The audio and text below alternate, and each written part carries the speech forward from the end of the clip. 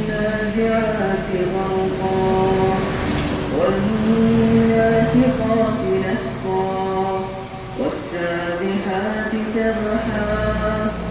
فالسابقات سبقا فالمدبرات أمرا يوم ترجف الرادفة بالواد المقدم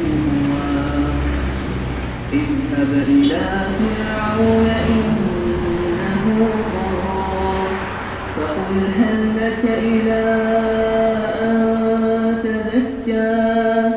وأهديك إلى ربك فتخشى فأراه الآية والأولى إن في ذلك لعبرة لمن يخاف أشد خلقا أم السماء بناها رفع سمكها أخرج منها ماءها ومرعاها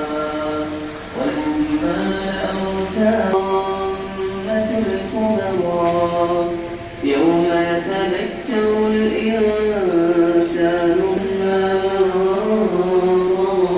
آثر الحياة الدنيا